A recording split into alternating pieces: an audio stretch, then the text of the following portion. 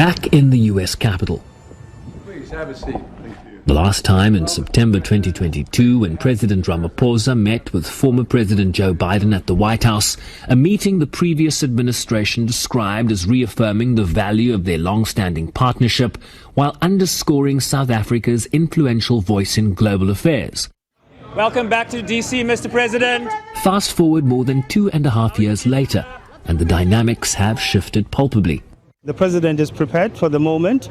He's looking forward to it. He's highly enthused, and we're looking forward to a very successful meeting aimed at resetting the relationship between South Africa and the United States. While geopolitical differences are likely to be ventilated, most notably divergent approaches to the war in Gaza and its disastrous impacts, there appears to be better alignment between Pretoria and Washington on the need to end the war in Ukraine and get the parties to the negotiating table. That said, this is a bilateral relationship that South Africa insists must be forward-looking, around tariffs, trade, and future collaboration. It's about refocusing our trade relationship. We will still like to see AGOA extended and see South Africa's continued participation in AGOA. However, if the Trump administration has decided to do away with the trade scheme, we will then be ready to table an outline of what will be a new trade relationship framework. This analyst agrees that while resetting the diplomatic relationship matters, the focus must be on trade and making a deal.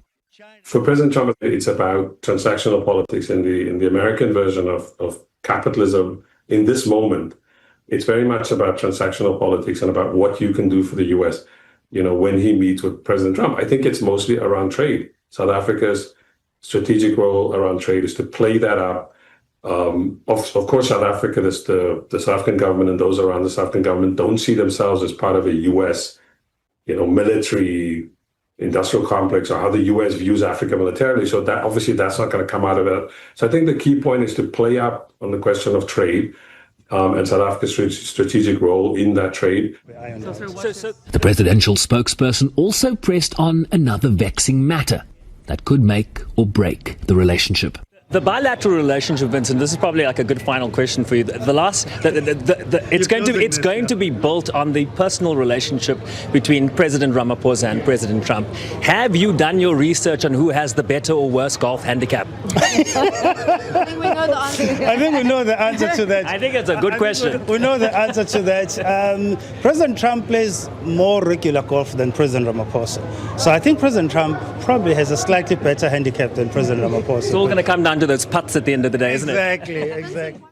To expand even further on the golfing analogy, it's a wedge in the diplomatic relationship that needs to be eviscerated, and once the albatross is removed, the bilateral relationship might once again find itself in the middle of the fairway with a clear sight of the putting green and maybe even the flagstick.